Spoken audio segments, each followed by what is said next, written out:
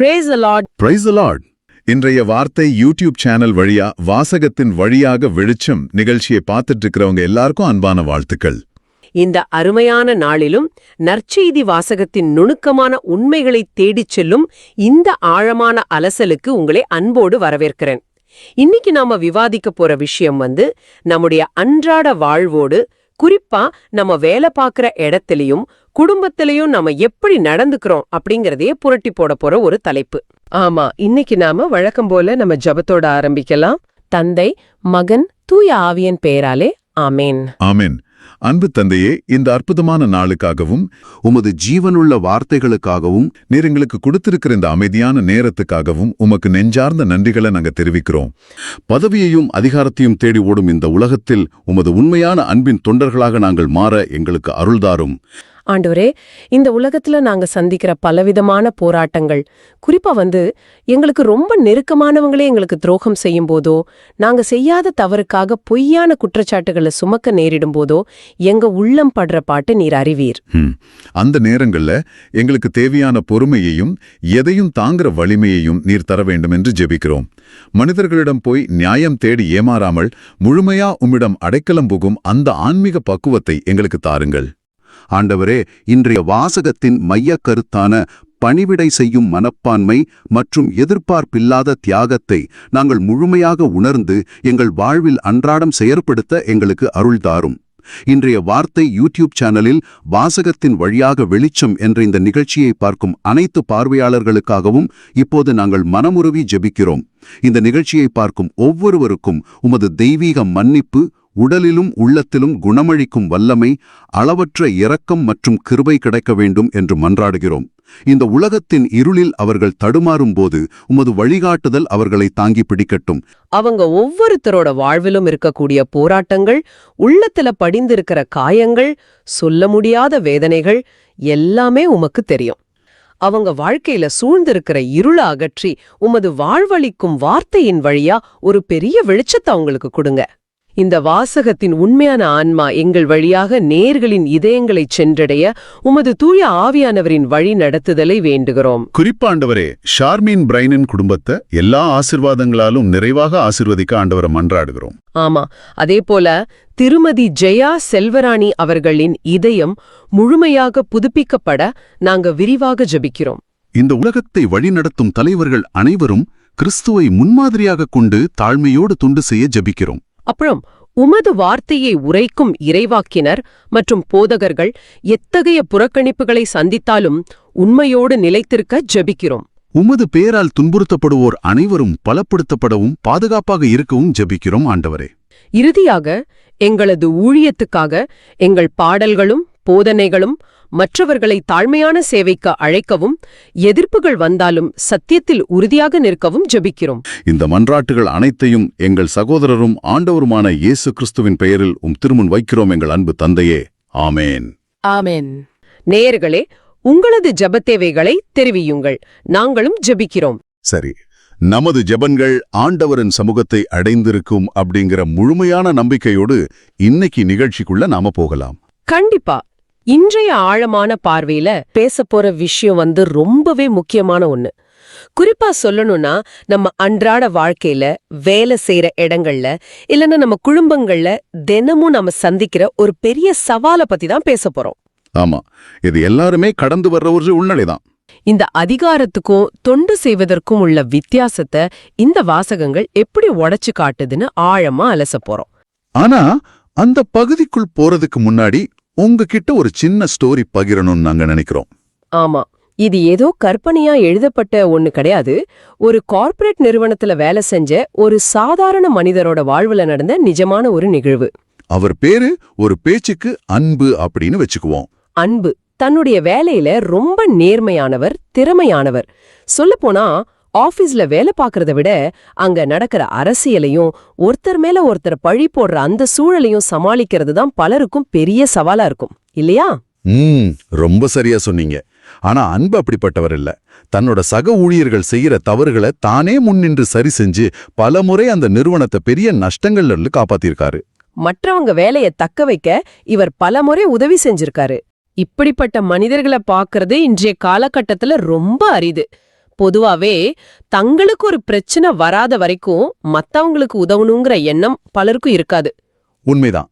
ஆனா அன்பு செஞ்ச அந்த நன்மைகளே அவருக்கு எப்படி வினையா மாறுச்சு அப்படிங்கிறது தான் இந்த நிகழ்வோட மையப்பகுதியே. அவர் யாருக்கெல்லாம் உதவி செஞ்சாரோ, யாருடைய தவறுகளை எல்லாம் மறைச்சு அவங்கள காப்பாத்துனாரோ, அதே சக ஊழியர்களுக்கு அன்பு மேல ஒரு கட்டத்துல தாங்க முடியாத பொறாம வந்துடுச்சு. ஆமா, நிர்வாகத்தோட பார்வையில அன்பு ஒரு சிறந்த ஊழியரா தெரியறது இவங்களுக்கு சுத்தமா பொறுக்கல. அதனால ஒரு மிக மோசமான சதிய தீட்டினாங்க.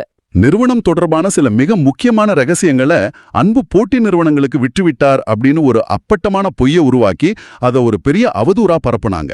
எந்த விதமான ஆதாரமும் இல்லாம வெறும் வதந்திகளோட அடிப்படையிலேயே அவர் அந்த நிறுவனத்திலிருந்து வெளியேற்றிட்டாங்க. பல வருஷங்களா தான் கட்டி எழுப்பிய நற்பெயரும் செஞ்ச நன்மைகளும் இப்படி ஒரு கொடூரமான துரோகத்துல முடியும்னு அவர் கொஞ்சமும் எதிர்பார்க்கல. அவர் மனதளவுல முற்றிலுமா உடைஞ்சு போயிட்டாரு. ஒருத்தரோட வாழ்க்கையில நடக்கிற மிகப்பெரிய சோகம் இதுவாதான் இருக்க முடியும். அவங்க செஞ்ச நன்மைக்கு கைமாறா இப்படி ஒரு அநீதியை செய்யறது எந்த விதத்துல நியாயம்? இத கேட்கும் போதே நமக்கு இவ்வளவு கோபம் வருதுன்னா அந்த துரோகத்தை நேரா சந்திச்ச அந்த மனிதரோட மனநிலை எப்படி இருந்திருக்கும்னு கற்பனை செஞ்சு பார்க்கவே கஷ்டமா இருக்கு. இதை விட பெரிய வலி ஒரு மனிதருக்கு இருக்க முடியாது. தான் நேசித்த நம்பின மனிதர்களே தனக்கு எதிரா செயல்படும் போது ஏற்படுற அந்த ஏமாற்றம் வார்த்தைகளால விவரிக்க முடியாதது. நேயர்களே, இது ஏதோ அன்பு அப்படிங்கிற ஒருத்தருக்கு மட்டும் நடந்த நிகழ்வு கிடையாது. இது உங்களுக்கும் உங்க ஆபீஸ்லயோ உங்க குடும்பத்திலயோ அல்லது உங்க சமுதாயத்திலயோ நடந்திருக்கலாம். நிச்சயமா நீங்களும் இதே போலவே நன்மை செஞ்சு பதிலுக்கு பொய்க் குற்றச்சாட்டுகளையும் அவதூறுகளையும் சந்திச்சிருக்கலாம். இப்படி ஒரு சூழ்நிலையை எப்படி எதிர்கொள்வது? இந்த துரோகத்தோட வலிய எப்படி சமாளிக்கிறது? இதற்கான விடையை தேடிதான் இன்னைக்கு நாம ஒரு மிக முக்கியமான திருவவலிய பகுதிக்குள்ள நுழைய போறோம். இது உங்களை நேரடியாக தொடும் ஒரு ஆழமான பார்வையா இருக்கும். வாசகத்திலிருந்து ஆரம்பிக்கலாம். எரேமியா 18ஆம் அதிகாரத்துல 18 முதல் 20 வரையிலான வசனங்கள். ரொம்ப முக்கியமான பகுதி இது. இறைவாக்கினர் எரேமியாவோட வாழ்க்கைய பார்த்தோம்னா அது முழுவதுமே நிராகரிப்புகளாலும் துரோகங்களாலும் நிரம்பிய ஒரு பயணம். அவர் மக்களுக்கு உண்மையை எடுத்துரைக்க போராடிய ஒரு உன்னத மனிதர். ஆனா அந்த மக்களும் அவருக்கு என்ன பரிசளிச்சாங்க? மக்கள் சொல்றாங்க, வாருங்கள் எரேமியாவுக்கு எதிராக சதி செய்வோம், அவர் சொல்வதை கேட்க வேண்டாம் அப்படின்னு. ஒருத்தர் நல்லது செய்ய நினைக்கும் போது ஏன் மக்கள் இப்படி எதிரா திரும்புறாங்க? இதோட வரலாற்று பின்னணி என்னவா இருக்கும்? இத புரிஞ்சுக்க எரேமியா இறைவாக்கினரோட காலகட்டத்தை நம்ம கொஞ்சம் ஆழமா பார்க்கணும். யூதா அரசாங்கம் ரொம்ப மோசமான ஒரு வீழ்ச்சியை நோக்கி போய்கிட்டு இருந்த நேரம் அது. மக்கள் ஒரு போலியான பாதுகாப்பு உணர்வுல இருந்தாங்க. போலியான பாதுகாப்பு உணர்வுனா எப்படி சொல்றீங்க? அதாவது கடவுள் நம்ம கூட இருக்காரு, நமக்கு எதுவும் நடக்காது அப்படின்னு நினைச்சுக்கிட்டு ஆனா வாழ்க்கையில நிறைய அநீதிகளையும் ஊழல்களையும் செஞ்சுக்கிட்டு இருந்தாங்க. ஓ, அப்போ அவங்க தப்பு செய்யறத நியாயப்படுத்திக்கிட்டாங்க. சரியா சொன்னீங்க. அந்த நேரத்துல தான் எரேமியா அங்க வர்றாரு. அவர் நீங்க போற பாதை தப்பு, நீங்க திருந்தணும், இல்லனா அழிவு நிச்சயம்னு ஒரு கசப்பான உண்மையை முகத்துல அடிச்ச மாதிரி சொல்றாரு. உளவியல் ரீதியா பாத்தீங்கன்னா மக்கள் எப்போதுமே தங்களுக்கு வசதியான பொய்களை கேட்கதான் ஆசைப்படுவாங்க. உண்மையை ஏத்துக்கிறது கஷ்டம் தானே? கண்டிப்பா. தங்களை ஒழுக்கி எடுக்கிற உண்மைய ஏத்துக்க ரொம்பவே தயங்குவாங்க. ஏன்னா உண்மை எப்போதுமே நம்மளோட தவறுகளை சுயநலத்தை வெளிச்சம் போட்டு காட்டும். இருட்டுல இருக்க பழகிட்டவங்களுக்கு திடீர்னு ஒளியை கொண்டு வரும்போது கண் கூசும் இல்லையா? அதே மாதிரி தான் இதுவும். மிகச்சரியான உதாரணம். அதனாலதான் தங்களை திருத்திக்கிறதுக்கு பதிலா அந்த உண்மைய சொல்றவரையே அழிக்க நினைச்சாங்க. இத சாதாரணமா படிக்கும்போது ஏதோ ஒரு கூட்டம் கூடி பேசுறது போல தோணலாம். ஆனா இத கொஞ்சம் ஆழமா அலசி பார்க்கணும். அவங்க ஏன் அவ்வளவு திமிரா பேசுறாங்க? இங்க நாங்க கவனிக்க வேண்டிய மிக முக்கியமான விஷயம் அந்த மக்களோட அதீத நம்பிக்கையும் பிடிவாதமான மனநிலையும் தான். சாதாரண பேச்சு தமிழ்ல சொல்லணும்னா, இவன் என்ன வேணாலும் கத்திக்கிட்டு போகட்டும், நம்ம கேள்வி கேட்க இவன் யார், இவனை எப்படி அடக்கணும்னு எங்களுக்கு தெரியும் அப்படிங்கிற அதிகாரத்தோட உச்சத்துல நின்று கொண்டு பேசுற வார்த்தைகள் இவை. அவங்களுக்கு ஏன் இவ்ளோ தைரியம் வந்துச்சு? ஏன்னா அவங்க அன்றைய சமூகத்தோட அதிகார வர்க்கத்தை முழுமையா நம்புனாங்க. எங்களுக்கு சட்டம் சொல்லிக் கொடுக்கவும் அதை பாதுகாக்கவும் குருக்கள் இருக்காங்க. எங்களை வழிநடத்த தேவையான அறிவுரைகளை வழங்க ஞானிகள் இருக்காங்க. ஆமா, எங்களுக்கு காதுகளுக்கு இனிமையா, எங்களுக்கு சாதகமா பேச வேறு சில இறைவாக்கினர்களும் இருக்காங்க. அப்படி இருக்கும்போது நம்முடைய தவறுகளை சுட்டிக்காட்டுற இந்த எரேமியா சொல்றத நாம ஏன் கேட்கணும் அப்படின்னு அவங்க நினைச்சாங்க. இந்த இடத்துல ஒரு கேள்வியை கேட்க தோணுது. தங்களுக்கெல்லாம் தெரியும் அப்படிங்கிற ஒரு முட்டுக்கட்டையான மனநிலையில அவங்க இருந்திருக்காங்க. உண்மையை சொல்ற ஒரு தனி மனிதனை ஒட்டுமொத்த சமூகமும் அதிலும் குறிப்பா அதிகாரத்துல இருக்கிறவங்க எப்படியும் ஓரங்கட்ட பாக்குறாங்க என்பதற்கு இது ஒரு சிறந்த உதாரணம் இல்லையா? கண்டிப்பா. அதிகாரம் எப்பொழுதும் உண்மையை எதிர்கொள்ள பயப்படும். எரேமியா எந்த ஒரு அரசியல் அதிகாரத்தையோ பதவியையோ தேடி போனவர் கிடையாது. அவர் கடவுளோட குரலா மட்டுமே ஒலித்தார். இருந்த அந்த போலி சமூகத்துக்கு எரேமியாவோட நேர்மை ஒரு பெரிய அச்சுறுத்தலா அமைஞ்சது. அதனாலதான் அவங்க அவர் சொல்வதை கேட்க வேண்டாம் அப்படின்னு ஒரு முடிவுக்கு வர்றாங்க. உண்மையை எதிர்கொள்ள முடியாதவங்க உண்மையை சொல்பவரோட குரல் வளைய நெரிக்கவே முயற்சி செய்வாங்க. ஆனா அவங்க எரேமியாவை நேரடியா கொல்லவோ அல்லது ஆயுதங்களால தாக்கவோ முற்படல. அவங்க பயன்படுத்திய ஆயுதம் மிகவும் வித்தியாசமானது, அதைவிட பயங்கரமானது. அந்த வசனத்துல அவர் மீது குற்றம் சாட்டுவோம் அப்படின்னு தமிழ்ல நாம வாசிக்கிறோம். ஆனா இதனுடைய எபிரேய மூலமொழியை பார்த்தோம்னா அதோட அர்த்தம் இன்னும் ஆழமானது. எபிரேயத்துல நாவினால் அவரை அடிப்போம் அப்படின்னு மிக தெளிவா குறிப்பிடப்பட்டிருக்கு. ஸ்மைட் வித் த டங் அப்படின்னு ஆங்கிலத்துல சொல்வாங்க. நாவினால் அடிப்பது, இத கேட்கும் போதே அதோட வீரியம் புரியுது. ஒருத்தரை உடல் ரீதியா தாக்குறதை விட இது மிகவும் கொடூரமானது. ஆமா, ஒரு மனிதனை ஒரு கத்தியால குத்துனா அந்த காயம் சில நாட்கள்ல ஆறிடும். ஆனா ஒருவருடைய நற்பெயரை களங்கப்படுத்துற வகையில நாவினால் அவதூறுகளை பரப்பி பொய் குற்றச்சாட்டுகளை சுமத்துனா அந்த மனிதனோட அடையாளமே அழிஞ்சிடும். இதத்தான் அங்க எரேமியாவுக்கு செய்ய நினைச்சாங்க. இதை இக்கால சூழலோட ஒப்பிட்டு பார்த்தா இது எந்த அளவுக்கு உண்மையானதுன்னு புரியும். இன்னைக்கு சமூக வலைத்தளங்கள்லயும் சரி, வேலை பார்க்குற இடங்கள்லயும் சரி, ஒருத்தரை குறி வச்சு அவருடைய நற்பெயரை கெடுக்கிறது அப்படிங்கிறது மிக சாதாரணமான ஒன்னாகிடுச்சு. ஒருத்தரை பத்தி இல்லாததையும் பொல்லாததையும் பரப்பி அவரை மனதளவுல சாகடிக்கிறத தான் அன்றே எருசலேம் மக்கள் எரேமியாவுக்கு செஞ்சாங்க. சரி, இப்படி ஒட்டுமொத்த சமூகமோ தனக்கு எதிரா சதி செய்யும் போதும் தன்னுடைய நற்பெயரை கொலைக்க முற்படும் போதும் எரேமியா எப்படி அதை எதிர்கொண்டார்? அவர் வீதிக்கு வந்து மக்கள்கிட்ட நியாயம் கேட்டாரா அல்லது தன் தரப்பு நியாயத்தை நிரூபிக்க போராடினாரா? இங்கதான் எரேமியாவோட அளப்பெரிய ஆன்மீக முதிர்ச்சியை நம்ம பார்க்க முடியுது. 19வது வசனத்துல எரேமியா மனிதர்களிடம் சென்று வாதிடல. தனக்கு எதிரா சதி நடக்குது அப்படிங்கறத தெரிஞ்சுக்கிட்ட அந்த நொடியே அவர் நேரடியா ஆண்டவரை நோக்கி ஜெபம் செய்றாரு. ஆண்டவரே, என்னை கவனியும், என் எதிரிகள் சொல்வதை கேளும் அப்படின்னு மிக எளிமையா தன்னை முழுமையா கடவுள்கிட்ட சரணடைய வைக்கிறாரு. தன்னை நியாயப்படுத்திக்கணும் அப்படிங்கிற அந்த மனித இயல்பை அவர் முழுமையா தாண்டிட்டாரு. ஆனா மனிதர்கள் மேல கோபப்படாம உடனடியா கடவுள்கிட்ட சரணடைவது அவ்வளோ எளிதான விஷயமா? எரேமியாவுக்கு அந்த துரோகம் எந்த வலியும் தரலையா? அவர் ஏதோ உணர்ச்சிகளற்ற ஒருவரை போல கடந்து சென்று விட்டாரா? இல்லவே இல்ல. எரேமியா ஒரு கல் நெஞ்சம் படைத்தவரோ உணர்ச்சியற்றவரோ கிடையாது. அவருடைய வேதனையோட ஆழத்தை 20வது வசனத்துல நம்ம முழுமையா உணர முடியும். ஒரு கேள்வி அவருடைய நெஞ்சக குமுறல் அப்படியே வெளிப்படுத்துது. நன்மைக்கு கைமாறாக தீமை செய்யலாமா அப்படின்னு அவர் கேக்குறாரு. இந்த கேள்வியில இருக்கிற வலிய நாங்க கொஞ்சம் ஆழமா புரிஞ்சுக்கணும். ஒரு காலத்துல இதே எருசலேம் மக்கள் செஞ்ச பாவங்களுக்காக கடவுளோட கோவம் அவங்க மேல திரும்பிய போது அந்த மக்களுக்காக பரிந்து பேச கடவுளோட சந்நிதியில கண்ணீரோட நின்றவர் இந்த எரேமியா. கடவுளோட சினத்தை போக்கி அந்த மக்களை காப்பாத்துறதுக்கு தம் வாழ்நாளையே அர்ப்பணித்தவர் அவர். அதாவது எந்த மக்களுக்காக அவர் கடவுள்கிட்ட இரக்கம் வேண்டி நின்றாரோ, எந்த மக்களோட நலனுக்காக தன் சொந்த வாழ்க்கையை தியாகம் செஞ்சாரோ, அதே மக்கள் இன்றைக்கு எரேமியாவோட உயிரை பறிக்க சதி செய்றாங்க. இது எவ்ளோ பெரிய முரண்பாடு! தான் செஞ்ச நன்மைக்கு இப்படியா ஒரு மனிதனுக்கு கைமாறு கிடைக்கும்? இந்த துரோகத்தோட உச்சகட்டத்தை உணர நாங்க மீண்டும் மூலமொழியான எபிரேயத்திற்கு செல்லணும். 20வது வசனத்துல என் உயிரை பறிக்க அவர்கள் குழி பறிக்கிறார்கள் அப்படின்னு எரேமியா கூறுவதா தமிழ்ல மொழிபெயர்க்கப்பட்டிருக்கு. ஆனா எபிரேயத்துல இந்த குழிப்பறித்தல் அப்படிங்கிறது ஏதோ தரையில ஒரு பள்ளத்தை தோண்டுவது அப்படிங்கிற சாதாரண அர்த்தத்தை குறிக்கல.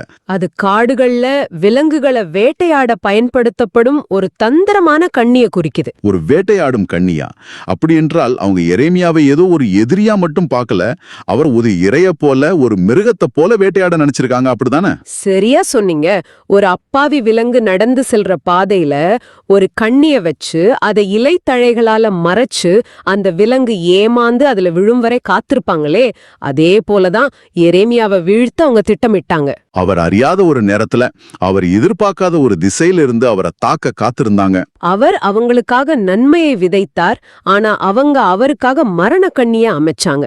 இதுதான் எரேமியாவை கதற வச்சுது. இந்த வேட்டையாடும் கண்ணி அப்படிங்கிற விளக்கம் உண்மையிலேயே மனதை உழுக்குது. ஒரு நல்ல மனிதனை அழிக்க ஒரு சமூகம் எந்த அளவுக்கு தரம் தாழ்ந்து போகும் அப்படிங்கறத இது காட்டுது. நேயர்களே, இப்போ இதையெல்லாம் கேட்டுக்கிட்டு இருக்கிற உங்களுக்கு ஒரு கேள்வி எழலாம். பல 1000 ஆண்டுகளுக்கு முன் வாழ்ந்த இறைவாக்கினர் எரேமியாவுக்கும் எனக்கும் என்ன தொடர்பு? இந்த வாசகம் என்னுடைய அன்றாட வாழ்க்கைக்கு எப்படி பொருந்தும் அப்படின்னு நீங்க சிந்திக்கலாம். இத நாங்க அப்படியே உங்க வாழ்க்கையோடும் நீங்க சந்திக்கிற நவீன கால சவால்களோடும் ஒப்பிட்டு பார்ப்போம். நீங்க வேலை பார்க்குற ஆபீஸ்ல அல்லது உங்க சொந்த குடும்பத்துல நீங்க நேர்மையா இருக்கணும், நீதியை நிலைநாட்டணும் அப்படின்னு ஒரு நன்மையை செய்ய போவீங்க. ஆனா அத சுற்றி இருக்கிறவங்க தவறா புரிஞ்சுகிட்டு உங்களுக்கே எதிரா திரும்புவாங்க. உங்க மேல அபாண்டமான பழிகளை சுமத்துவாங்க. நீங்க செஞ்ச ஒரு நல்ல காரியம் உங்களுக்கே ஒரு பெரிய ஆபத்தா, ஒரு வேட்டையாடும் கண்ணியா மாறலாம். ஆமா, நாம எல்லோருமே வாழ்க்கையில ஏதோ ஒரு கட்டத்துல இத்தகைய சூழ்நிலைய கடந்து வந்திருப்போம். குறிப்பா நாங்க ஆண்டவருக்கு பிரியமா வாழணும்னு முடிவெடுத்து தவக்காலம் போன்ற நோன்பு காலங்கள்ல நம்ம முழுமையா அர்ப்பணிக்கும் போது இப்படிப்பட்ட சோதனைகள் மிக அதிகமா வரும். நான் கடவுளுக்காக எவ்வளவு செய்றனே, யாருக்கும் எந்த துரோகமும் செய்யலையே, பின் ஏன் எனக்கு மட்டும் இத்தனை அவதூறுகள், ஏன் நற்பெயரை ஏன் இப்படி அழிக்கிறாங்க அப்படின்னு நம்ம ஆன்மா மிகவும் சோர்ந்து போகும். அந்த மாதிரி நேரங்கள்ல நம்ம அறியாமலேயே அவங்க எனக்கு செஞ்ச துரோகத்துக்கு நான் அவங்கள பழி வாங்கியே தீருவேன் அப்படிங்கிற எண்ணம் இயற்கையாகவே நமக்குள் எழும். ஆனா ஒரு கேள்வி, ஒருத்தர் நம்ம பத்தி தவறா பேசும்போது, நமது நற்பெயரை களங்கப்படுத்தும் போது நாம அமைதியா இருக்க முடியுமா? நாமும் நம்முடைய தரப்பு நியாயத்தை 4 பேர்கிட்ட எடுத்து சொல்லி அந்த அவதூற பரப்பியவங்கள பத்தி தவறா பேசி அவங்கள வீழ்த்தணும்னு நினைக்கிறது மனித இயல்பு தானே.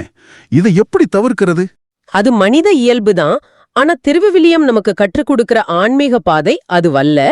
பழிவாங்கும் எண்ணத்தை கைவிடுவது அப்படிங்கிறது மிக கடினமான ஒரு செயல்தான். ஆனா எரேமியா நமக்கு அதைத்தான் தன் வாழ்வின் மூலம் கற்றுக் கொடுக்கிறாரு. அவர் தன் எதிரிகளோடு வாதிட போல தன் நற்பெயரை காக்க தானே களத்துல இறங்கல. மாறாக தன்னுடைய முழு பிரச்சனையையும் தன் வழியையும் அவர் ஆண்டவர்கிட்ட அப்படியே கையளித்து விட்டார். எந்த ஒரு அரசியல் அல்லது சமூக சார்பும் இல்லாம முற்றிலும் நடுநிலையா இத பார்த்தோம்னா, இன்னைக்கு நாம சந்திக்கிற அத்தனை அநீதிகளையும் எதிர்கொள்ள ஒரே ஒரு வழி கடவுள்கிட்ட முழுமைய சரணடைவது மட்டும்தான். உங்க நீதியையும் உங்க நற்பெயரையும் கடவுள் பார்த்துக் கொள்வார் அப்படிங்கிற அந்த அசைக்க முடியாத நம்பிக்கை நமக்கு வேணும். அதாவது மனிதர்கள் மேல நாம வைக்கிற நம்பிக்கையை விட கடவுள் மேல நாம வைக்கிற நம்பிக்கை மேலானதா இருக்கணும்னு சொல்றீங்க. எரேமியா வாழ்ந்த காலத்துல அந்த மக்கள் தங்களுடைய அதிகாரத்திலிருந்த குருக்கள், சட்டம் பேசுற ஞானிகள் மேல அதீத நம்பிக்கை வச்சு தங்களுக்கு எதுவும் ஆகாது அப்படின்னு ஆணவமா இருந்தாங்க. ஆனா எரேமியாவோ உலக அதிகாரத்தை நம்பாம தன் உள்ள குமரல அப்படியே ஆண்டவர்கிட்ட கொட்டுனாரு. என் எதிரிகள் சொல்வதை கேளும் அப்படின்னு அந்த பிரச்சனைய கடவுளோட நீதிமன்றத்துக்கே மாத்திட்டாரு. இதுதான் உண்மையான சரணடைதல். மிக சரியான பார்வை.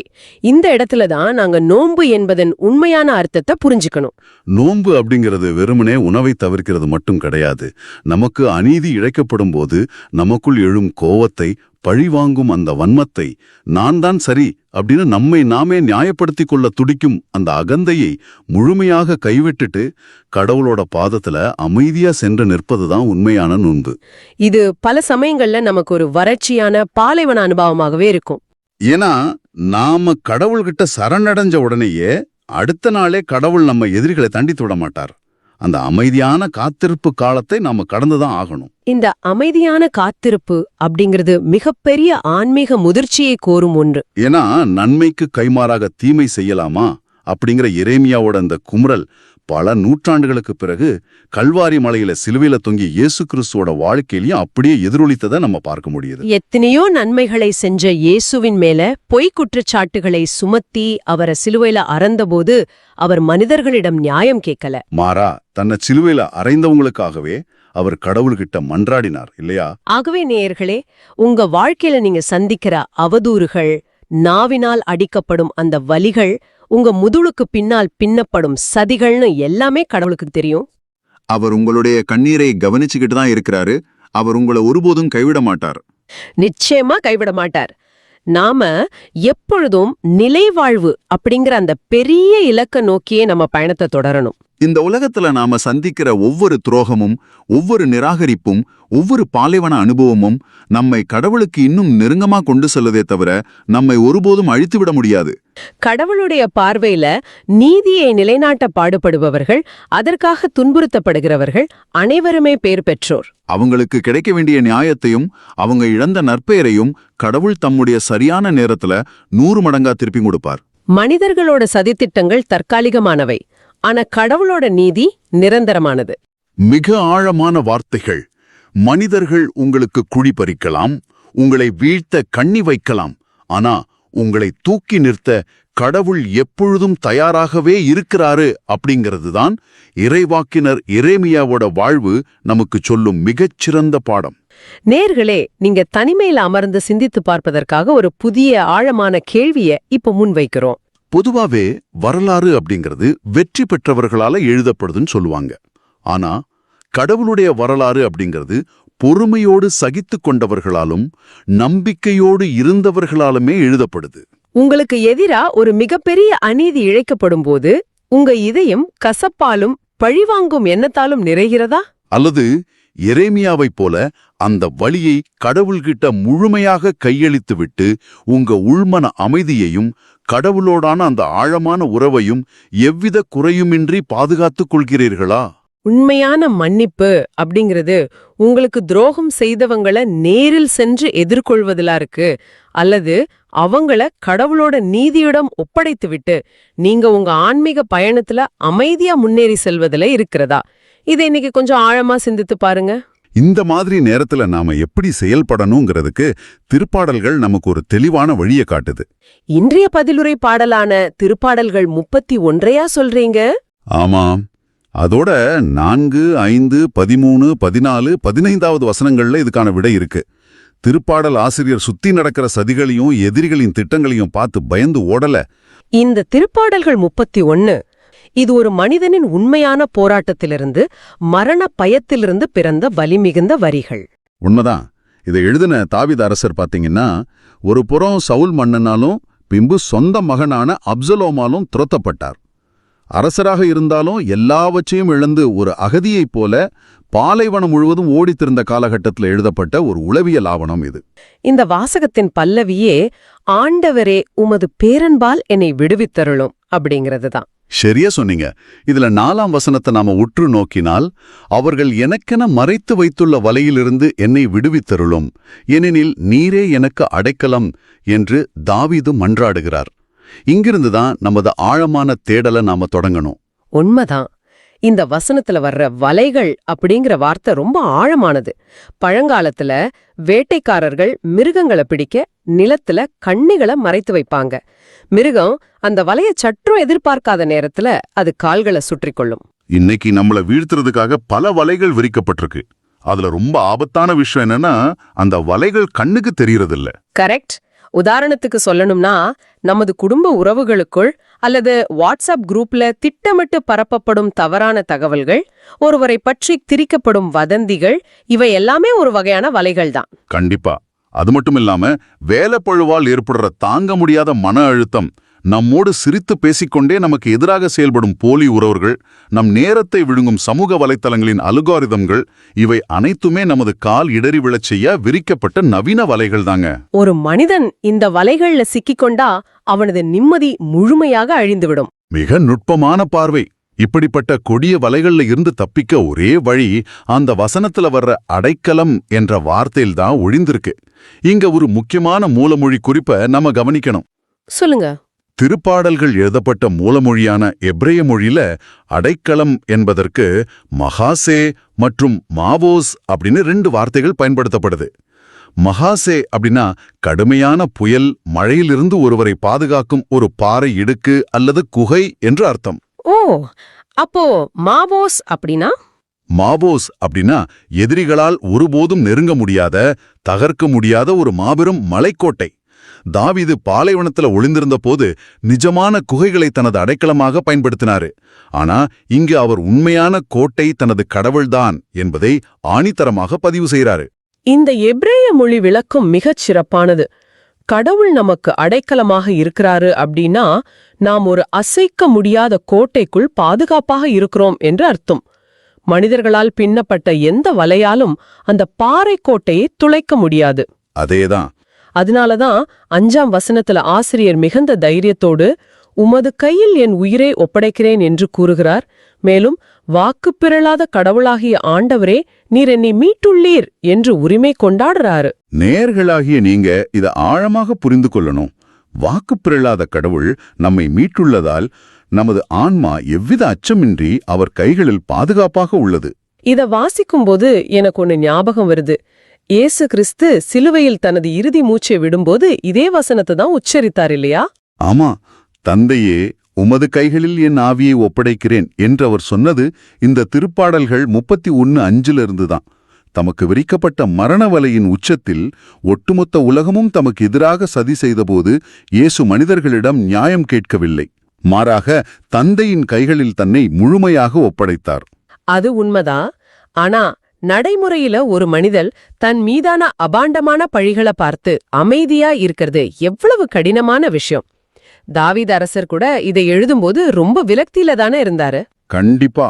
இந்த இடத்துலதான் 13ஆம் வசனம் நம்மள சிந்திக்க வைக்குது. பலர் என் மீது பழி சுமத்தியது என் காதில் விழுந்தது, எங்கும் பேரச்சம் சூழ்ந்தது.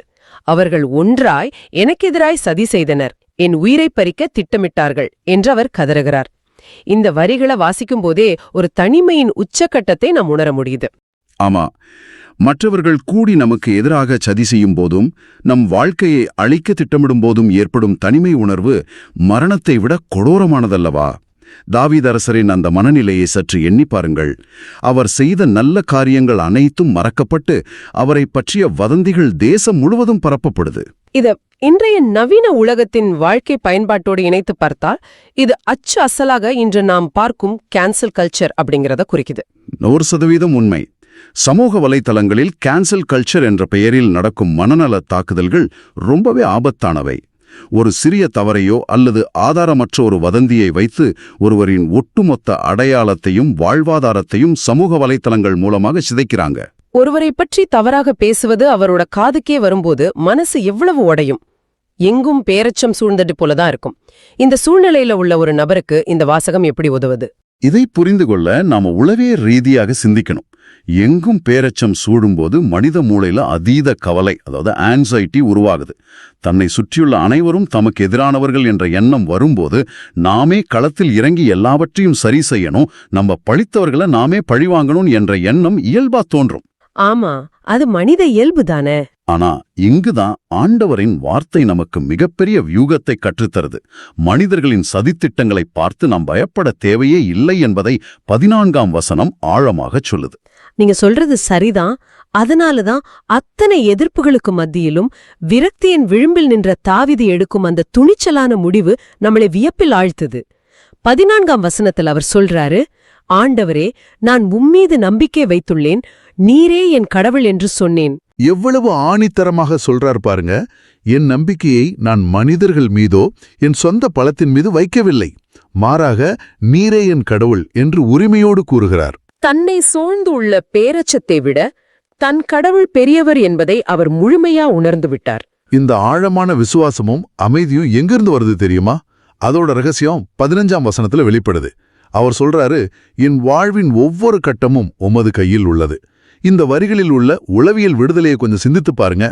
ஒரு மனிதன் தன் எதிர்காலத்தை குறித்த அதீத கவலையை விட்டுவிட்டு தன் வாழ்வின் எல்லா காலங்களையும் கடவுளின் கைகளில் ஒப்படைப்பது என்பது எவ்வளவு பெரிய சுதந்திரம்! உண்மையாகவே நவீன காலத்துல நம்மில் பலருக்கும் இருக்கிற மிகப்பெரிய பிரச்சனை எல்லாமே நம்ம கட்டுப்பாட்டுல இருக்கணும் அப்படிங்கிற எண்ணம் தான். நமக்கு ஒரு அநீதி இழைக்கப்பட்டால் நாமே உடனடியாக போராடி நம் நியாயத்தை நிரூபித்து விடணும், நம்மை காயப்படுத்தியவர்களை நாமே தண்டித்து விடணும் அப்படின்னு இயல்பாவே ஒரு உந்துதல் ஏற்படும். கரெக்ட். ஆனா என் வாழ்வின் ஒவ்வொரு கட்டமும் உமது கையில் உள்ளது அப்படின்னு சொல்வதன் மூலம் நம்ம காலண்டரை, நம்மோட நேரத்தை அப்படியே ஆண்டவர்கிட்ட கொடுத்துடுறோம். சரியா சொன்னீங்க. கடவுளின் நேரத்திற்காக காத்திருப்பது, அதாவது காட்ஸ் டைமிங்குக்காக காத்திருப்பது தான் உண்மையான விசுவாசம். என் வாழ்வின் ஒவ்வொரு கட்டமும் அப்படின்னா என் வெற்றியின் கட்டம் மட்டுமல்ல, என் தோல்வியின் கட்டம், என் அவமானத்தின் கட்டம், நான் அநீதியாக தண்டிக்கப்படும் கட்டம், என் விடுதலையின் கட்டம், இவை எல்லாமே சர்வ வல்லமையுள்ள கடவுளின் உள்ளங்கையில் பாதுகாப்பாக உள்ளது என்று முழுமையாக அர்ப்பணிப்பதாகும். இது இன்றைய தலைமுறைக்கு பிடிக்குமோ இல்லையோ, ஆனால் இதுதான் மிக முக்கியமான ஆன்மீக பாடம். பழிக்கு பழி வாங்குவது நம் வேலை அல்ல, மீட்பு ஆண்டவருடையது. கண்டிப்பா அவர்தான் நம்மை விடுவிக்க வேண்டும். மனிதர்கள் நம்மை வலைவிரித்து பிடிக்க நினைக்கும்போது நாம் செய்ய வேண்டியதெல்லாம் நம் ஆன்மாவே அவர் கைகளில் பாதுகாப்பாக ஒப்படைப்பது மட்டும்தான். நாம் அந்த கோட்டைக்குள் நீங்க சொன்னீங்களே அந்த மகாசே, அதுக்குள்ள சென்று அமர்ந்து கொண்டால் அந்த மறைக்கப்பட்ட வலைகள் காலப்போக்கில் தானாகவே அருந்து போகும். மிகச்சிறப்பான சுருக்கம். திருப்பாடல்கள் 31 நமக்கு கற்றுத்தருவது இதுதான். மனிதர்களோ சூழ்நிலைகளோ வதந்திகளோ உங்கள் இறுதி முடிவை எழுதுவதில்லை. உங்கள் வாழ்வின் ஒவ்வொரு கட்டமும் எழுதப்படுவது வாக்கு பெறலாத கடவுளின் கைகளில்தான். இதை நேயர்கள் ஆழமாக உள்வாங்கிக் கொள்ள வேண்டும். உண்மையாகவே இது ரொம்ப ஆழமான ஒரு பயணம். உங்களுடைய வாழ்வின் ஒவ்வொரு நிமிடமும் ஒவ்வொரு கட்டமும் உண்மையில் சர்வ வல்லமையுள்ள கடவுளின் உள்ளங்கையில் பாதுகாப்பாக இருக்கிறது என்றால், இன்று உங்களை அச்சுறுத்தும் அந்த பிரச்சனையை, அந்த வலையை நீங்கள் ஏன் இன்னும் உங்கள் சொந்த பலத்தால் அறுக்கப் போராடி கொண்டிருக்கிறீர்கள்? உங்கள் ஆன்மாவை முழுமையாக அவர் கைகளில் ஒப்படைக்க உங்களை தடுப்பது எது? சிந்தித்துப் பாருங்கள். யதார்த்தத்துல நமக்கு துரோகம் நடக்கும்போது ஏன் வாழ்க்கை கடவுள் கையில இருக்குன்னு நினைச்சு அமைதியா இருக்கிறது சாதாரண மனுஷங்களுக்கு எவ்வளோ கஷ்டம். ஆனா அந்த அசைக்க முடியாத நம்பிக்கை தான் ஒருத்தரை அடுத்த கட்டத்துக்கு கொண்டு போகும். நீங்க உங்க கட்டுப்பாட்டுல இல்லாத விஷயங்களை, அதாவது மத்தவங்க உங்களை பத்தி என்ன நினைக்கிறாங்க, என்ன சதி செய்யறாங்கிறத கடவுள்கிட்ட விட்டுட்டு உங்க வேலையை மட்டும் உண்மையா செஞ்சீங்கன்னா அந்த விடுதலை ரொம்ப பெருசு. நேர்களே, இப்போ உங்களையே கேட்டுக்கோங்க. நீங்க எப்பவாவது நல்லது செஞ்சு அதுக்கு கைமாறா துரோகத்தையோ தீமையையோ சந்திச்சிருக்கீங்களா? ஆபீஸ்ல உங்களோட உழைப்புக்கு வேற யாராவது பேர் வாங்கிட்டு போயிருக்காங்களா? அல்லது குடும்பத்துல நீங்க செஞ்ச தியாகங்களை யாருமே புரிஞ்சுக்காம உங்களை காயப்படுத்திருக்காங்களா? அப்படிப்பட்ட சூழ்நிலையில நீங்க சோர்ந்து போயிடாதீங்க. ஆமா, மனிதர்கள் உங்களுக்கு குழி பறித்தாலும் உங்களோட அடைக்கலம் கடவுள் ஒருவரே. அவரோட கையில உங்க வாழ்க்கையோட ஒவ்வொரு கட்டமும் பத்திரமா இருக்குங்கிற நம்பிக்கைய இன்னைக்கு உறுதியா பிடிச்சுக்கோங்க. இந்த நம்பிக்கையோட அடுத்த பரிமாணத்தை தான் நாம நற்செய்தியில பார்க்க போறோம். எரேமியா சந்திச்ச அதே சவால்கள் சில 100 வருஷங்களுக்கு பிறகு இயேசுவோட வாழ்க்கையிலயும் நடக்குது.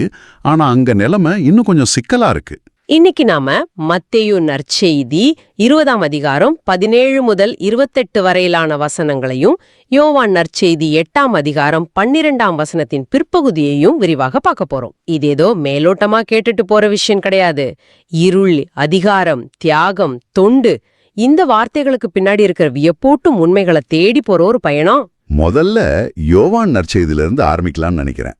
யோவான் 8:12 இயேசு ரொம்ப தெளிவா சொல்றாரு, உலகிற்கு ஒளி நானே, என்னை பின்தொடர்பவர் இருளில் நடக்கமாட்டார், வாழ்வுக்கு வழிகாட்டும் ஒளியை கொண்டிருப்பார். ஒளியாக அடையாளப்படுத்துறாரு. ஆமா, இயேசு தன்னை ஒளியாக அடையாளப்படுத்துற இந்த இடம் ரொம்பவே முக்கியமானது. இருள் அப்படிங்கிறது மனிதர்களோட பயம், பாவம், சுயநலம், மரணம், இது எல்லாத்தையும் குறிக்கிற ஒரு குறியீடு. அந்த காரிருளை போக்க வந்த வழிகாட்டும் ஒளியா இயேசு தன்னை அறிவிக்கிறார். ஒரு நிமிஷம், இங்கதான் எனக்கு ஒரு பெரிய முரண்பாடு தோணுது. உலகருக்கே ஒளியாக இருக்கிற இயேசு மத்தேயு 20ஆம் அதிகாரத்துல பாத்தீங்கன்னா எருசலேமை நோக்கி போயிட்டு இருக்காரு.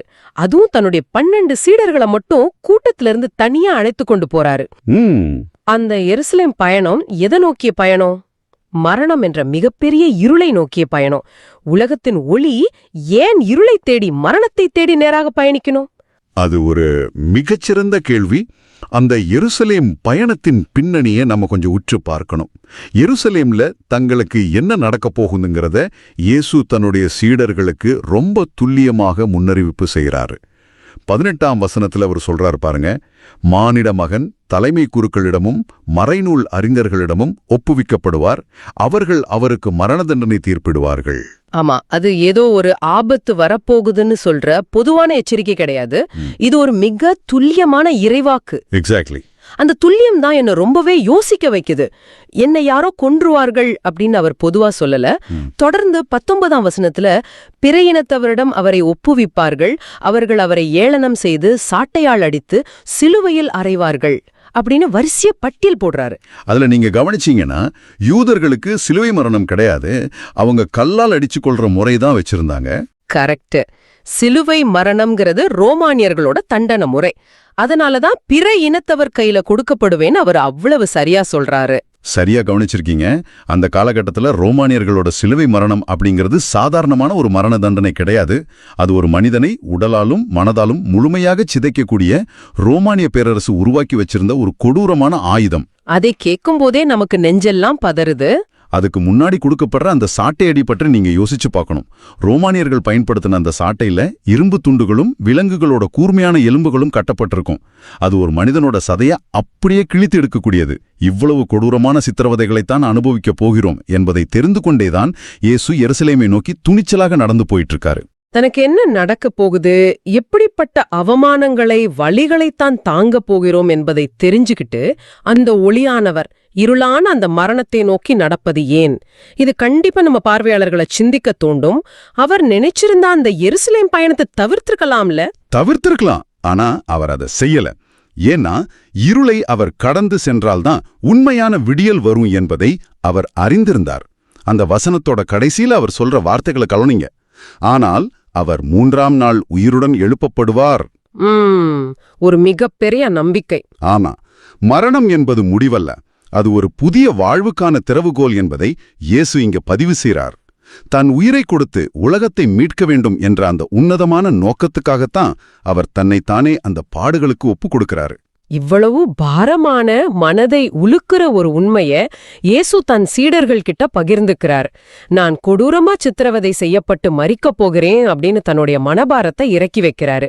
ஆனா அடுத்த நொடியே மத்தேயு 20:20 நடக்கிற அந்த நிகழ்வு இருக்கு பாருங்க, அது என்னை அப்படியே அதிர்ச்சி அடைய வைக்குது. செபதேவின் மனைவி வர்ற அந்த நிகழ்வு தானே? ஆமா, சீடர்களான யாக்கோபு, யோவான் இவர்களுடைய தாய் தன் மக்களுடன் வந்து இயேசுவிடம் மண்டியிட்டு ஒரு கோரிக்கை வைக்கிறாங்க. இது என்ன மாதிரியான ஒரு சூழ்நிலை? அது வரலாற்று ரீதியா ரொம்ப முரண்பாடான, அதே சமயம் மனிதர்களோட இயல்பை வெளிப்படுத்துற ஒரு தருணம். இயேசு தன்னுடைய சிலுவையை பற்றியும் மரணத்தை பற்றியும் பேசிட்டு இருக்கிறாரு. ஆனா அந்த தாயும் அந்த சீடர்களும் என்ன கேட்கறாங்க தெரியுமா? நீர் ஆட்சி புரியும் போது என் மக்களாகிய இவர்கள் இருவரில் ஒருவர் உமக்கு அரியணையின் வலப்புறமும் இன்னொருவர் இடப்புறமும் அவரச் செய்யும் அப்படின்னு கேட்கறாங்க. எனக்கு என்ன புரியலன்னா, இயேசு சாவுக்கு போறோம்னு சொல்றாரு, இவங்க போய் பதவியும் அரியணையும் கேக்குறாங்களே, இவங்களுக்கு காதே கேட்கலையா, இல்ல இயேசு சொல்லத அவங்க வேற மாதிரி புரிஞ்சுகிட்டாங்களா? அவங்க கண்டிப்பா வேற மாதிரி புரிஞ்சுக்கிட்டாங்க அப்படிங்கிறது தான் உண்மை. அந்த காலத்துல யூதர்களுடைய எதிர்பார்ப்பு என்னவாக இருந்துச்சுன்னா, வரப்போகிற மெசியா ஒரு மாபெரும் அரசியல் தலைவராக இருப்பார், ரோமானிய பேரரசை ஆயுதமேந்தி வீழ்த்தி தாவீதின் மாபெரும் அரசை மீண்டும் நிறுவுவார் அப்படிங்கிறது தான். ஓ, அப்ப எருசலேமுக்கு போறோம்னு இயேசு சொன்னதும் அவ்வளவுதான், நம்ம தலைவர் எருசலேமை பிடிச்சு அரியணையில உட்கார போறாரு அப்படின்னு அவங்க கற்பனை பண்ணிட்டாங்க. அதனாலதான் அந்த ஆட்சியில தங்களுக்கு முதலமைச்சர், பாதுகாப்பு அமைச்சர் மாதிரியான மிக உயர்ந்த பதவிகள் வேணும்னு அவங்க முந்திக்கிட்டு வந்து கேக்குறாங்க. ஆச்சரியமா இருக்கு. அப்ப அவங்க இயேசுவின் அரசை ஒரு உலக பிரகாரமான அரசியல் அரசாங்கமா நினைச்சிட்டாங்க. இங்கதான் இயேசுவோட அந்த பதில் ரொம்ப கூர்மையா வருது. நீங்கள் என்ன கேட்கிறீர்கள் என உங்களுக்கு தெரியவில்லை அப்படின்னு இயேசு சொல்றாரு. உண்மைதான். அவங்க அதிகாரத்தை கேக்குறாங்க, ஆனா அந்த அதிகாரம் எதன் வழியா வரும்னு அவங்களுக்கு தெரியல. தொடர்ந்து இயேசு கேக்குறாரு, நான் குடிக்க போகும் கிண்ணத்தில் உங்களால் குடிக்க இயலுமா? இங்க ஒரு விஷயம் நம்ம தெளிவா பார்க்கணும். ஒரு யூத பின்னணியில இயேசு குறிப்பிடும் அந்த கிண்ணம் எதை குறிக்கிறது? நான் திருவவிலை பின்னணியில படிச்ச வரைக்கும், குறிப்பா பழைய ஏற்பாட்டு புத்தகங்கள்ல கிண்ணம் என்பது கடவுளின் கோபாக்கினியையோ அல்லது நியாய தீர்ப்பையோ குறிக்கிற குறியீடு இல்லையா? சரியா சொன்னீங்க. திருப்பாடல்களிலும் இறைவாக்கினர்களின் புத்தகங்களிலும் இந்த வார்த்தை பலமுறை வருது. அது மனிதர்கள் அனுபவிக்க வேண்டிய கடுமையான பாடுகளையும் குறிக்கும். இயேசு இங்க கேட்பது, எனக்கு வலப்புறமும் இடப்புறமும் அமரணும்னு கேக்குறீங்களே, நான் சுமக்கப் போகும் சிலுவையின் வலப்புறமும் இடப்புறமும் தொங்க நீங்க தயாரா? ஒட்டுமொத்த மனிதகுலத்தின் பாவங்களுக்கான அந்த தண்டனையின் கிண்ணத்தை நான் குடிக்கப் போகிறேன். அந்த மரண வேதனையை நீங்களும் பகிர்ந்து கொள்ள உங்களுக்கு தைரியம் இருக்கா அப்படிங்கறத தான் இயேசு மறைமுகமாக கேட்கிறாரு. ஆனா பாருங்க, அந்த சீடர்களோட அறியாமையின் உச்சத்தை இயேசு கேட்ட உடனே ஒரு வினாடி கூட யோசிக்காம எங்களால இயலும் அப்படின்னு ரொம்ப அவசரமாக பதிலளிக்கிறாங்க. அந்த கிண்ணத்தோட உண்மையான அர்த்தம் என்ன, அது குடிப்பது எவ்வளவு கடினமான தியாகம் அப்படிங்கிற எந்த புரிதலும் அவங்களுக்கு இல்ல. கொஞ்சம் கூட இல்ல. தங்களுக்கு பதவி கிடைக்கணும், அதுக்கு என்ன கேட்டாலும் ஓகே சொல்லுவோம் அப்படிங்கிற அந்த கண்மூடித்தனமான அதிகார ஆசைதான் அவங்கள அப்படி சொல்ல வைக்குது. இதுல வேடிக்கை என்னன்னா, இவங்க 2 பேரும் இயேசுவின் வலப்புறமும் இடப்புறமும் இடம் கேட்ட உடனே அதை கேட்ட மத்த 10 சீடர்களும் இந்த 2 சகோதரர்கள் மீது கடும் கோபம் கொண்டார்கள் அப்படின்னு 24ஆம் வசனம் சொல்லுது. இப்போ நீங்க யோசிச்சு பாருங்க, ஏன் அந்த 10 பேருக்கு கோபம் வரணும்? அவங்க தப்பு பண்றாங்கன்ற கோபமா? இந்த 2 பேர் பண்றது தப்பு. இயேசு தன்னுடைய மரணத்தை பத்தி பேசிட்டு இருக்கும்போது இவங்க இப்படி சுயநலமா பதவி கேட்கறாங்களேன்ற நீதியான கோபமா அது? நிச்சயமா இல்ல. அந்த 10 பேரோட கோபத்துக்கு பின்னாடி இருக்கிற உளவியலே வேற. அவங்களுக்கும் அந்த வலப்புறம் இடப்புறம் மேல ஆசை இருந்திருக்கு. அடடா, நம்ம முந்திக்கிறதுக்கு முன்னாடி இவங்க தங்களோட அம்மாவை கூட்டிட்டு வந்து முந்திக்கிட்டாங்களே, நம்ம வாய்ப்பு போச்சே அப்படிங்கிற ஏமாற்றமும் போட்டியும் தான் அவங்களோட கோபத்துக்கு காரணம். கரெக்ட். அங்கே இருந்த 12 சீடர்களோட மனசுலயும் அந்த முதல் இடத்தை பிடிக்கணும், எல்லார் மேலயும் அதிகாரம் செலுத்தணும் அப்படிங்கிற உலகப் பிரகாரமான ஆசை கொழுந்து விட்டு எரிஞ்சிட்டு இருந்திருக்கு. சரிதான். இங்கதான் இயேசு தலைமைத்துவம்னா என்ன அப்படிங்கிறதுக்கான ஒரு புதிய புரட்சிகரமான இலக்கணத்தை உருவாக்குறாரு. உலகத்துல அதிகாரம் எப்படி செயல்படுது அப்படிங்கறத இயேசு சுட்டி காட்டுறாரு. மத்தேயு 20:25 அவர் சொல்றாரு, பிற இனத்தவர் தலைவர்கள் மக்களை அடக்கி ஆளுகிறார்கள், உயர்குடி மக்கள் அவர்கள் மீது தங்கள் அதிகாரத்தை காட்டுகிறார்கள், இதை நீங்கள் அறிவீர்கள். ரோமானிய சமூக அமைப்பு எப்படிப்பட்டதுன்னா, அது முழுமையா படிநிலைகளை கொண்டது. மேல இருக்கிறவங்க கீழே இருக்கிறவங்கள மிதித்து அடக்கி பயமுறுத்தி ஆள்வதுதான் அவங்களுடைய முறை. ஆனா இயேசு சொல்றாரு, உங்களிடையே அப்படி இருக்கக்கூடாது. இது சாதாரண வார்த்தை கிடையாது. நீங்க ஒரு தலைமை பொறுப்புல இருந்தா உலகத்துல இருக்கிற தலைவர்கள் மாதிரி நீங்க நடந்துக்க கூடாதுன்னு ஒரு கட்டளையிடுறாரு. இதை கேட்ட சீடர்கள் அதிர்ச்சியில உறைஞ்சிருப்பாங்க. ஏன்னா அவர் தொடர்ந்து 26ஆம் வசனத்துல சொல்றாரு, உங்களுள் பெரியவராக இருக்க விரும்புபவர் உங்களுக்கு தொண்டராக இருக்கட்டும். இந்த தொண்டர் அப்படிங்கிற வார்த்தைக்கு மூலமொழியான கிரீக்கத்துல ரொம்பவே வியக்க வைக்கும் ஒரு அர்த்தம் இருக்குன்னு நாம புரிஞ்சுக்கணும். ஆமா, அந்த மூலமொழி வார்த்தைகளை கவனிப்பது இந்த வசனத்தின் ஆழத்தை புரிந்து கொள்ள ரொம்ப உதவும். இங்க தொண்டராக இருக்கட்டும் என்பதற்கு கிரேக்கத்தில் இயேசு பயன்படுத்திய வார்த்தை டயகோனோஸ். இந்த டயகோனோஸ் அப்படிங்கிற வார்த்தை குறிக்கிற நபர் யார் தெரியுமா? உணவு பரிமாறுபவர், மேசைகளில் காத்திருந்து மற்றவர்களுக்கு சேவை செய்பவர். அந்த காலத்துல ரொமானிய மற்றும் கிரீக்க சமூகத்துல மற்றவர்களுக்கு சாப்பாடு பரிமாறுவது அப்படிங்கிறது ரொம்ப கீழ்த்தரமான வேலையா கருதப்பட்டது. ஆமா, ஒரு சுதந்திரமான மனிதன் அப்படிப்பட்ட வேலைகளை செய்ய மாட்டான். ஆனா இயேசு சொல்றாரு, நீங்க பெரியவரா இருக்கணுமா, அப்ப மத்தவங்களுக்கு சாப்பாடு பரிமாறுகிற ஒரு சேவையாளனை போல, ஒரு டயாகோனாஸ் போல உங்களை நீங்க தாழ்த்திக்கணும். அதுவே அவங்களுக்கு பெரிய அதிர்ச்சியா இருந்திருக்கும். என்னது, நாம போய் பரிமாறணுமா அப்படின்னு. ஆனா இயேசு அதோட நிக்கல. 27ஆம் வசனத்துல இன்னொரு படி மேல போறாரு. முதன்மையானவராக இருக்க விரும்புபவர் உங்களுக்கு பணியாளராக இருக்கட்டும் என்று சொல்றாரு. இந்த இடத்துல அவர் பயன்படுத்திய வார்த்தை இன்னும் கடுமையானது. ஆமா, இங்க பணியாளர் என்பதற்கு கிரீக்கத்தில் டூலோஸ் என்ற வார்த்தை பயன்படுத்தப்பட்டிருக்கு. டூலோஸ் என்றால் வெறுமனே சம்பளத்துக்கு வேலை செய்யற ஆள் கிடையாது, அது அடிமை என்ற அர்த்தம். அது ரொம்பவே கடுமையான ஒரு நிலைமை. பண்டைய சமூகத்துல ஒரு அடிமைக்கு சொந்தமாக எந்த உரிமையும் கிடையாது. அவனுக்கு சொத்து கிடையாது, சொந்த விருப்பங்கள் கிடையாது. அவன் தன்னுடைய எஜமானனுக்கு முழுமையாக சொந்தமான ஒரு பொருளை போலதான் கருதப்பட்டான். தன் எஜமானின் விருப்பத்தை எந்த கேள்வியும் கேட்காமல் நிறைவேற்றுவது மட்டுமே அவனுடைய ஒரே நோக்கம். ஒரு யூத பின்னணியில சுதந்திரமான மனிதர்களாக இருந்த சீடர்களை பார்த்து, நீங்கள் எல்லாரிலும் முதன்மையானவராய் இருக்கணும்னு ஆசைப்பட்டா மற்ற எல்லாருக்கும் ஒரு அடிமையாக, ஒரு டூலோஸ் மாற வேண்டும் என்று இயேசு சொல்றது ஒரு மாபெரும் சமூக புரட்சி. இதைவிட ஒரு பெரிய முன்மாதிரியை இயேசு வரை இங்கேயும் போய் தேடல. அவரே அதற்கு உதாரணமாக வாழ்ந்து காட்டுறாரு. மத்தேயு 20:28 இயேசு இதை உறுதிப்படுத்துறாரு. இவ்வாறே மானிட மகன் தொண்டு ஏற்பதற்கல்ல, தொண்டாற்றுவதற்கும் பலருடைய மீட்பு விலையாக தன் உயிரை கொடுப்பதற்கும் வந்தார். இதுதான் ஒட்டுமொத்த நற்செய்தியின் உச்சக்கட்ட செய்தி. அகில உலகத்தையும் படைத்த கடவுள் தனக்கு எல்லாரும் சேவை செய்யணும்னு எதிர்பார்க்கல. மாறாக தன்னுடைய படைப்புகளுக்கு பணிவிடை செய்யவும் தன் உயிரையே விலையாக கொடுக்கவும் வந்தாருன்னா, ஒரு சாதாரண மனிதர்களான நாமெல்லாம் எம்மாத்திரம்? ரொம்ப ஆழமான சிந்தனை இது. நீங்க சொன்ன அந்த மீட்பு விலை என்ற வார்த்தை ஒரு மிக முக்கியமான பொருளாதார மற்றும் சட்டரீதியான வார்த்தை. அந்த காலகட்டத்துல ரோமானி அடிமை சந்தையில ஒரு அடிமைய விலைக்கு வாங்கி அவனுக்கு சுதந்திரம் கொடுக்க ஒரு பெரும் தொகையை கொடுப்பாங்க. அதுக்கு பேரு தான் மீட்பு விலை. நாமெல்லாம் பாவம், சுயநலம் அப்படிங்கிற எஜமானனுக்கு கீழே அடிமைகளாக கிடந்தோம். ஆமா, இயேசு தன் சொந்த உயிரையே கொடுத்து தன்னையே ஒரு டூலோஸாக தாழ்த்தி நமக்கான மீட்பு விலையை செலுத்தி நம்மை மீட்டெடுத்திருக்கிறாரு. அந்த ஒளியானவர் இருளான மரணத்தை தேடி போனதன் முழு காரணமும் இதுதான். இவ்ளோ நேரம் நாம வரலாற்று பின்னணியையும் இயேசு செஞ்ச தியாகத்தையும் பத்தி பேசணும். ஆனா இத நம்ம அன்றாட வாழ்க்கைக்கு எப்படி கொண்டு வர்றது? இன்னைக்கு நிறைய பேர் கார்ப்பரேட் ஆபீஸ்கள்ல, பெரிய நிறுவனங்கள்ல மேனேஜரா இருக்காங்க, இல்லன்னா ஒரு குடும்பத்தோட தலைவரா இருக்காங்க. அதிகாரம் அவங்க கையில இருக்கு.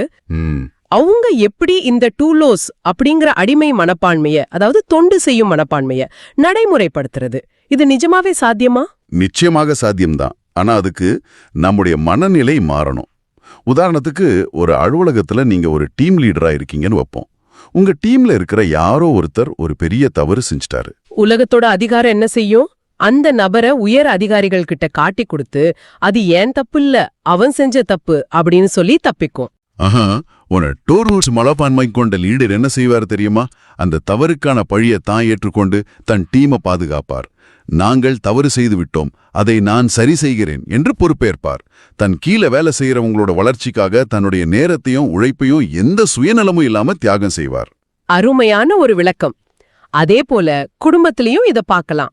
ஒரு குடும்ப தலைவனோ அல்லது தலைவியோ, நான் சொல்றதுதான் எல்லாரும் கேட்கணும், நான் தான் இந்த வீட்டோட எஜமா அப்படின்னு பயமுறுத்தி அதிகாரத்தை காட்டாம, குடும்ப உறுப்பினர்களோட உணர்வுகளுக்கு மதிப்பளித்து அவங்களுடைய தேவைகளுக்காக தன்னுடைய சொந்த விருப்பங்களை தியாகம் செய்யும்போது அங்க அவங்க ஒரு டூலோஸ், அதாவது பணியாளராக மாறுறாங்க. கண்டிப்பா. அதிகாரம் என்பது மற்றவர்களை மிதித்து மேலே ஏறுவதற்கல்ல, அவர்களை கரம் பிடித்து தூக்கிவிடுவதற்குத்தான் அப்படிங்கிறத இயேசு ரொம்ப தெளிவா சொல்லி கொடுத்திருக்காரு. நாம் பெரிய வியாழன் அன்று பாதம் கழுவும் நிகழ்வில் இதையேதான் பார்க்கிறோம் இல்லையா? ஆண்டவரே ஒரு அடிமையின் ரூபத்தை எடுத்து சீடர்களின் பாதங்களை கழுவியது. இந்த டயகோனோஸ் மற்றும் டூலோஸ் என்ற வார்த்தைகளின் நேரடி செயல் வடிவம்தான். ஆமாம், அதை வெறும் ஒரு சடங்காக பார்க்காமல் நம்முடைய அன்றாட வாழ்வில் நாம் செயல்படுத்துகிறோமா என்பதுதான் இயேசு நம்மிடம் எதிர்பார்க்கும் ஒரே விஷயம். கொஞ்சம் சிந்தித்து பாருங்கள். இன்று நீங்கள் யாருக்கு அதிகாரம் செலுத்திக் கொண்டிருக்கிறீர்கள்? உங்கள் அலுவலகத்தில் உங்களுக்கு கீழ் வேலை செய்பவர்களிடமா, அல்லது உங்கள் குடும்பத்தில் உங்கள் குழந்தைகளிடமா, அல்லது துணைவரிடமா? அவர்களுக்கு அதிகாரம் செலுத்துவதை இன்று முதல் நிறுத்திவிட்டு அவர்களுக்கு தொண்டு செய்யும் ஒரு பணியாளராக, ஒரு டூலோஸாக மாற உங்களால முடியுமா? நான் குடிக்கப் போகும் கிண்ணத்தில் உங்களால் குடிக்க இயலுமா என்று இயேசு கேட்ட அந்த தியாகத்தின் கிண்ணத்தில் குடிக்க நீங்கள் தயாரா? ரொம்ப ஆழமான ஒரு சிந்தனை. இத பத்தி திருத்தந்தை பிரான்சிஸ் அவர்கள் சொல்ற ஒரு கருத்தை இங்க நாம இணைச்சு பார்க்கணும். அவர் என்ன சொல்றாரு? அவர் ரொம்ப தெளிவாக சொல்றாரு. உலக பதவியும் புகழும் பணமும் நம்மள ஆரம்பத்துல ரொம்ப பிரகாசமாக்குவது போல தெரியும், ஆனா கடைசில அது ஏமாற்றத்தையே தரும். நமக்கு ஒரு போலி வெளிச்சத்தை கொடுத்துட்டு கடைசில நம்மள இருட்டுல தள்ளிடும். அந்த வார்த்தை ரொம்ப ஆழமானது. பிரகாசமாக்குவது போல தெரிந்தாலும் ஏமாற்றத்தையே தரும். நாம நிறைய நேரம் வெளியில மினுமினிக்கிற சமூக வலைத்தளங்கள்ல பெருமையா காட்டிக்கிற விஷயங்களுக்கு பின்னாடி ஓடிட்டு இருக்கோம். ஆனா உண்மையான மதிப்பு அதுல இல்ல. சரியா சொன்னீங்க. உண்மையான விடுதலை என்பது பொருள்களின் அடிமைத்தனத்திலிருந்து விடுபட்டு அன்பினால் பிறருக்கு தொண்டு செய்வதில தான் இருக்கு. அதிகாரங்கிறது மத்தவங்கள சிக்னல் காட்டி கட்டுப்படுத்துறதுக்கான கருவி இல்ல, அது மத்தவங்களுக்கு சேவை செய்வதற்கான ஒரு பொறுப்பு. பெறுவதை விட கொடுப்பதே பேறு பெற்றது அப்படிங்கிற மனநிலையை நாம உருவாக்கிக்கணும். இதுக்கு அன்னை மரியா எப்படி ஒரு முன்னுதாரணமா இருக்காங்கன்னு நம்ம பார்க்கணும். எப்படி சொல்றீங்க? தேவதூதர் வந்து செய்தி சொன்னப்போ, இதோ ஆண்டவரின் அடிமை அப்படின்னு முழுமையா தன்னை ஒரு தொண்டராகவே ஒப்பு கொடுத்தவங்க அன்னை மரியா. கடவுளோட மகனையே சுமக்க போறோங்கிற எந்த பெருமையும் தலைக்கணமும் இல்லாம தன்னை ஒரு பணியாளரா ஏத்துக்கிட்ட அந்த மனநிலை ரொம்ப பெரியது. ரொம்ப அருமையான ஒப்பீடு. அதே போல இன்றைய நற்செய்திக்கு முன்பாக வரும் வசனத்துல, அதாவது யோவான் 8ஆம் அதிகாரத்துல இயேசு சொல்றாரு, உலகிற்கு ஒளி நானே, என்னை பின்தொடர்பவர் இருளில் நடக்க மாட்டார், வாழ்வளிக்கும் ஒளியை கொண்டிருப்பார் அப்படின்னு. அப்போ உண்மையான ஒளியை பின்தொடர்பவர்கள் மத்தவங்கள அடக்கி ஆள நினைக்க மாட்டாங்க, அதிகாரத்தை காட்டி பயமுறுத்த மாட்டாங்க, மாறாக அன்பால எல்லாரையும் அரவணைப்பாங்க. கண்டிப்பா. நேர்களே, இது உங்களுக்கான நேரம். நீங்க இருக்கிற இடத்துல, அது உங்க குடும்பமா இருக்கலாம், நீங்க வேலை செய்யற ஆபீஸா இருக்கலாம், இல்ல நீங்க பொறுப்புல இருக்கிற ஏதாவது ஒரு அமைப்பா இருக்கலாம். அங்க நீங்க உங்களோட அதிகாரத்தை எப்படி பயன்படுத்துறீங்க? நான் சொல்றதைத்தான் எல்லாரும் கேட்கணும்னு அடக்கி ஆளுறீங்களா? அல்லது இயேசுவை போல பணியாளரா மத்தவங்களோட சுமைகளை பகிர்ந்து தொண்டு செய்றீங்களா? நீங்க சம்பாதிக்கிற எந்த பதவியும் இந்த உலகத்தோட அழிஞ்சிடும். ஆனா அன்பால நாம மத்தவங்களுக்கு செய்யற சிறு தொண்டு கூட நிலைவாழ்வு வரைக்கும் நம்ம கூடவே வருங்கிறத இன்னைக்கு நம்ம மனசுல நிறுத்திக்கணும். எரேமியாவின் சவால்கள்ல ஆரம்பிச்சு பதவியை தேடிய சீடர்கள் வழியா வந்து இயேசு சொல்லித்தரும் அந்த உன்னதமான தொண்டுங்கிற பாடத்தை இன்னைக்கு நாம ரொம்ப ஆழமா அலசியிருக்கோம். நிகழ்ச்சியோட நிறைவு பகுதிக்கு நாம வந்துட்டோம். இன்னைக்கு நாம பார்த்த இந்த ஆழமான விஷயங்கள்ல இருந்து நேயர்களுக்கு நீங்க சொல்ல விரும்புற அந்த இறுதி சிந்தனை என்ன? இன்னைக்கு நீங்க ஒரு புதிய கோணத்துல சிந்திச்சு பார்க்கணும்னு நான் விரும்புறேன். இன்னைக்கு உங்க கையில இருக்கிற கிண்ணம் எதனால நிரம்பி இருக்குன்னு யோசிச்சு பாருங்க.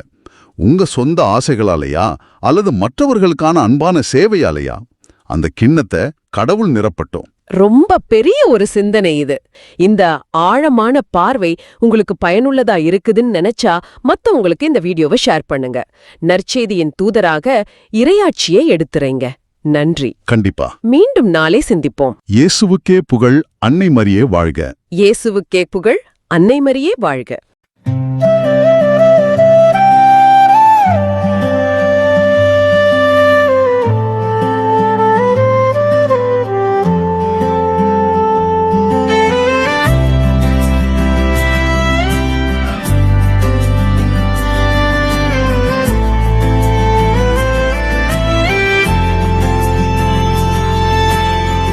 ஆண்டவரே, உமது பேரன்பால் என்னை விடுவித்தருளும்.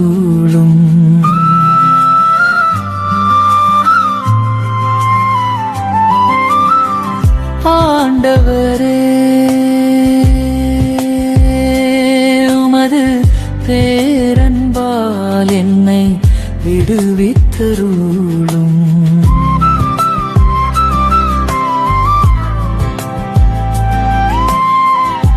அவர்கள் எனக்கென விரித்து வைத்துள்ள வலையிலிருந்து என்னை விடுவித்தருளும்.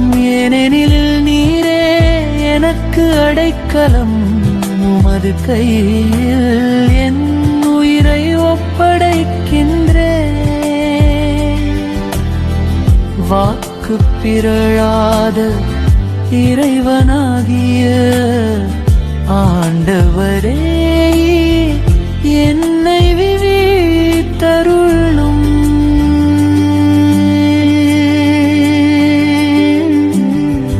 ஆண்டவரே,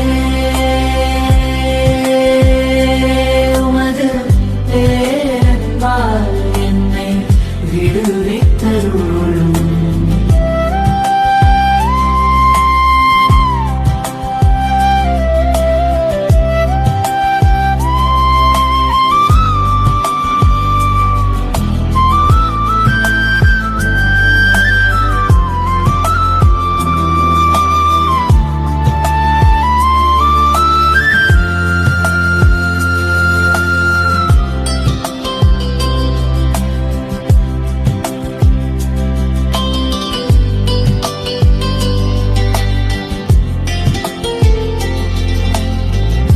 பலரின் மீது பழி சுமத்தியது என் காதில் விழுந்தது.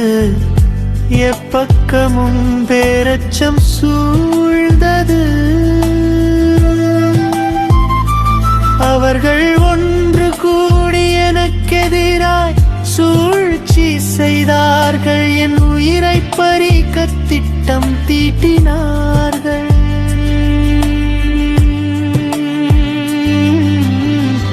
ஆண்டவரே, உமது பேரன்பால் என்னை விடுவித்தருளும்.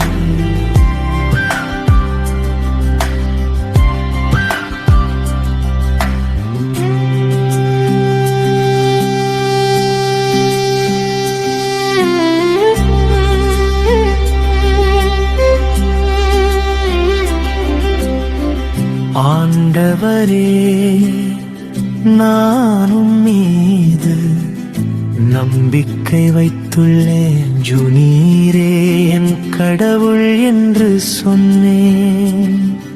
என் வாழ்வின் ஒவ்வொரு கட்டமும் உமது கையில் உள்ளது. என் எதிரிகளின் கையினில்